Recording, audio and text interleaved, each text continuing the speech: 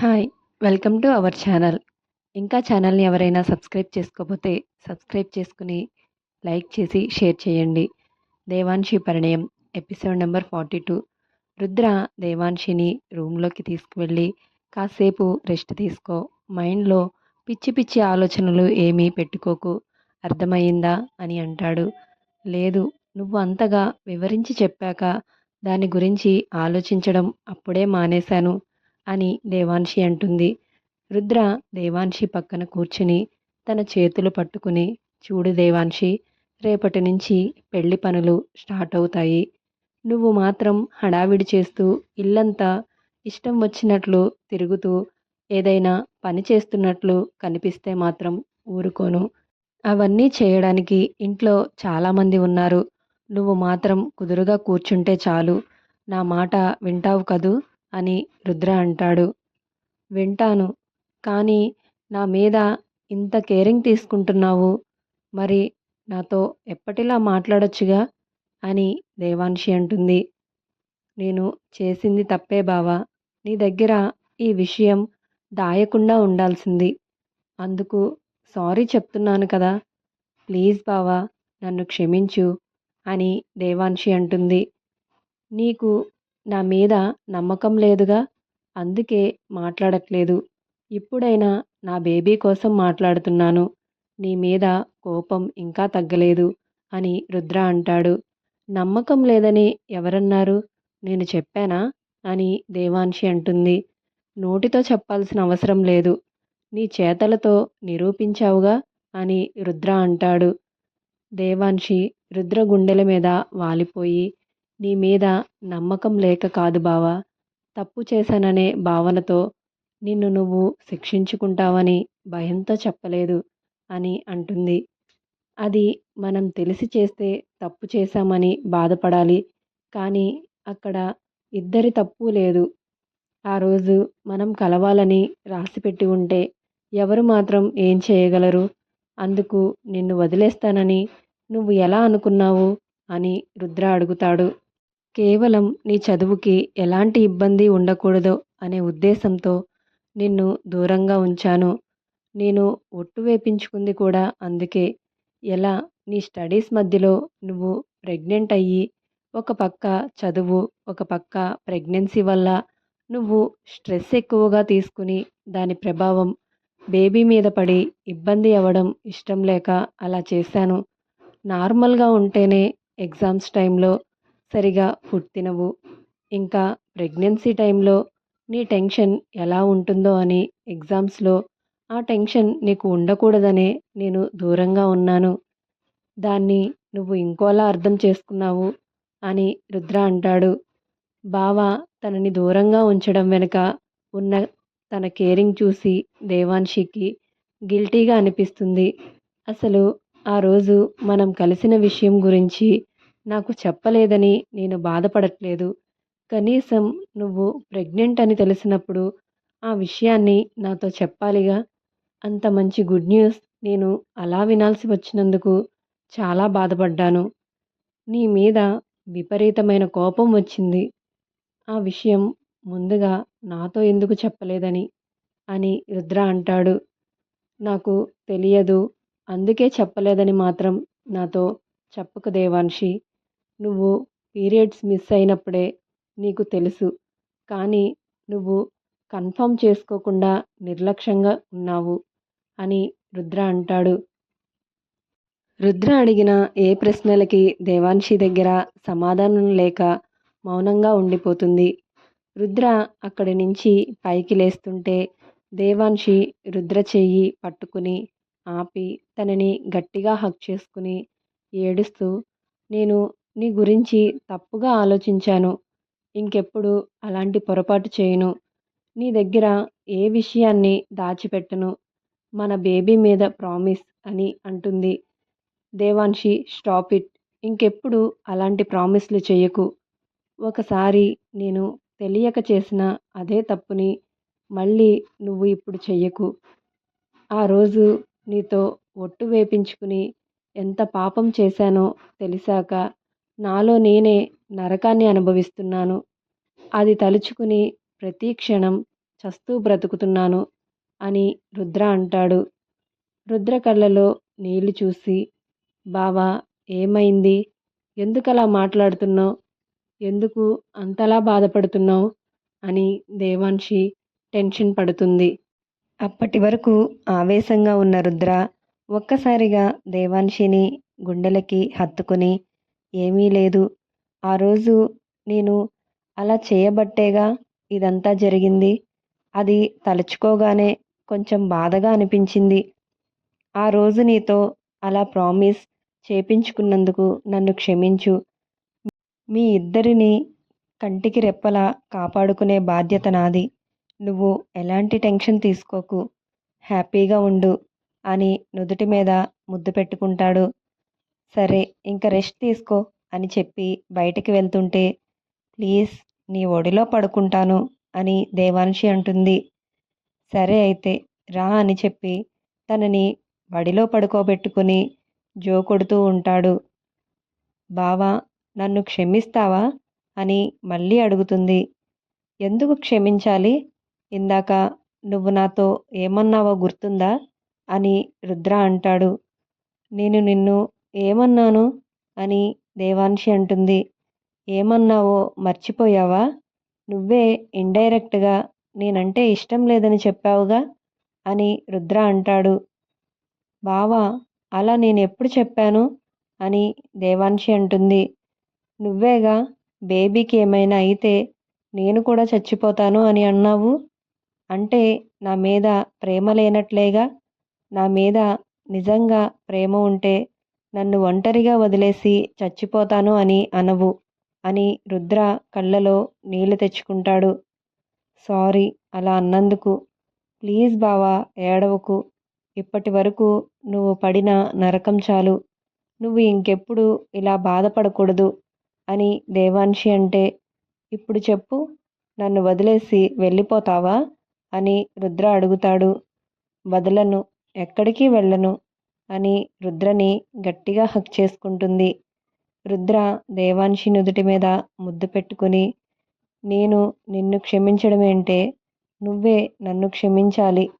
నేను అలా ఒట్టు వేపించుకోకుండా ఉండాల్సింది అని మనసులో అనుకుని, నా బేబీ గురించి నా దగ్గర దాచావని కోపం అంతే. నువ్వు అన్నిసార్లు క్యూట్గా బతిమాలుతున్నావుగా, క్షమించానులే అని రుద్ర అంటాడు. అవునా అని ఆనందంతో పైకి లేచి థ్యాంక్ యూ బావా అని రుద్ర ముఖమంతా ముద్దులు పెడుతుంది. దేవాన్షి ఆగు, ఇంక చాలు, రా కాసేపు పడుకో అని రుద్ర అంటే, కాసేపు ఆగు పడుకుంటాను. అసలే ఎన్ని రోజుల నుంచి ఇవన్నీ మిస్ అయ్యానో తెలుసా అని దేవాన్షి అంటుంది. నువ్వు ఇప్పుడు కాసేపు రెస్ట్ తీసుకుంటావా లేదా అని రుద్ర అడుగుతాడు. అలాగే పడుకుంటానులే అనుకుని రుద్రవడిలో పడుకుని నిద్రపోతుంది. నిద్రపోతున్న దేవాన్షిని గుండెలకి హత్తుకుంటాడు. రుద్ర కళ్ళలో నుంచి కన్నీళ్లు వస్తూ ఉంటాయి. కాసేపటికి దేవాన్షిని నెమ్మదిగా పక్కకు పెట్టి మంచం పక్కన నేల మీద మోకాళ్ళపై నిలబడి తన బేబీని ముద్దు పెట్టుకుంటాడు. డాడీకి నువ్వన్నా మమ్మీ అన్నా ప్రాణం కన్నా, ప్లీజ్ నా నుంచి దూరం అవ్వకు, ఈ డాడీ బ్రతకలేడు అని చెప్పి ప్రేమగా దేవాన్షి కడుపు మీద ముద్దు పెట్టుకుంటాడు. నిన్ను కాపాడే శక్తి మన కుటుంబంలో వాళ్ళకే ఉందని సాధువు చెప్పారు. వాళ్ళు ఎవరైనా సరే వాళ్ళకి జీవితాంతం రుణపడి ఉంటాను. కావాలంటే నా ప్రాణాలను ఇవ్వడానికైనా సిద్ధంగా ఉన్నాను అని రుద్ర అంటాడు. మీనాక్షి సోఫాలో కూర్చుని సాధువు మాటలు తలుచుకుని బాధపడుతుంది. రుద్ర బయటికి వచ్చి డల్గా ఉన్న వాళ్ళ అమ్మని చూసి, ఏంటమ్మా నువ్వు కూడా వాడి మాటల గురించే ఆలోచిస్తున్నావా అని అడుగుతాడు. ఎందుకో తెలియదు రుద్ర, మనసంతా చాలా బాధగా ఉంది. ఏదైనా జరగరానిది జరుగుతుందేమో అని టెన్షన్గా ఉంది అని అంటుంది. అమ్మా ప్లీజ్, నువ్వు కూడా ఏంటి ఇలా ఆలోచిస్తున్నావు? ఆ విషయాన్ని ఇంక మర్చిపో. దేవాన్షి కూడా మర్చిపోయింది. మళ్ళీ గుర్తు చేసి తనని బాధ పెట్టకండి అని రుద్ర అంటాడు. అదేమీ లేదురా, సరే ఇంకా ఆలోచించనులే, అయినా దానికేమీ కాకుండా చూసుకోవడానికి నువ్వు ఉన్నావుగా అని మీనాక్షి అంటుంది. ఈ పెళ్లి హడావిడిలో మనం ఎంత చెప్పినా దేవాన్షి వినకుండా ఏదో ఒక పని చేస్తూనే ఉంటుంది. తను నార్మల్గా ఉంటే ఏ పనైనా చేయొచ్చు, ప్రాబ్లం ఉండదు. కానీ తన సిచ్యువేషన్ కాంప్లికేటెడ్గా ఉంది. ప్రతి క్షణం నేను కాపలా కాస్తూ ఉండలేను. అందుకే అమ్మకి చెప్తే నేను పక్కన లేనప్పుడు అమ్మ తనని జాగ్రత్తగా చూసుకుంటుంది అని ఆలోచిస్తూ ఉంటాడు. ఏంటి రుద్ర, అంతగా ఏం ఆలోచిస్తున్నావు అని మీనాక్షి అంటుంది. అమ్మా, నేను ఒక విషయం చెప్తాను, నువ్వు టెన్షన్ పడకు అని రుద్ర అంటాడు. ఏంటి నాన్న, ఏమైనా ప్రాబ్లమా అని మీనాక్షి అంటే, ప్రాబ్లం ఏమీ లేదమ్మా అని రుద్ర అంటాడు. అయితే ఎందుకు టెన్షన్ పడతాను, చెప్పు రుద్ర, ఏంటి విషయం అని అడుగుతుంది. అమ్మా, సరళ ఆంటీ ఫోన్ చేశారు అని రుద్ర అంటాడు. సరళనా, ఎందుకు చేసింది అని మీనాక్షి అడుగుతుంది. దేవాన్షికి ప్రస్తుతం బెడ్ రెస్ట్ చాలా అవసరమని చెప్పారు అని రుద్ర అంటాడు. బెడ్ రెస్ట్ ఎందుకు నాన్న, ఏమైంది దేవాన్షికి అని టెన్షన్ పడుతుంది. అమ్మా ప్లీజ్ టెన్షన్ పడకు, ఏమీ అవ్వలేదు. తను ఈ విషయం గురించి 2 months నుంచి భయపడుతూ స్ట్రెస్ ఎక్కువగా తీసుకుందంట.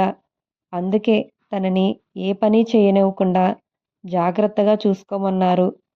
ప్రాబ్లం ఏమీ లేదు, కొన్ని రోజులు తనకి రెస్ట్ చాలా అవసరమని చెప్పారు అని రుద్ర అంటాడు.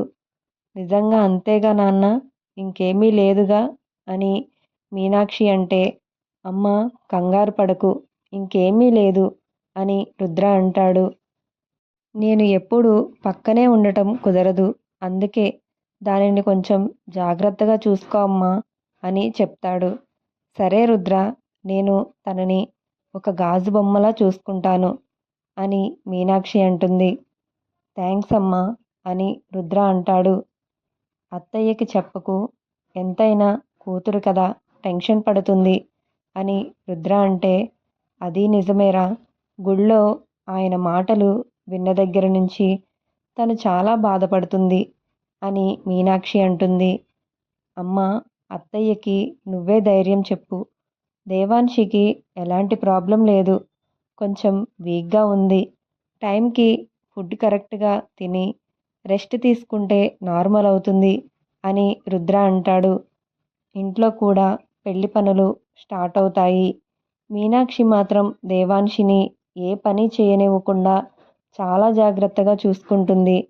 దేవాన్షి కూడా పెళ్లి పనుల్లో హెల్ప్ చేయాలని ఉన్న రుద్ర మనసు బాధపడడం ఇష్టం లేక సైలెంట్గా ఉంటుంది. డాక్టర్ సరళ రుద్రకి ఫోన్ చేస్తుంది.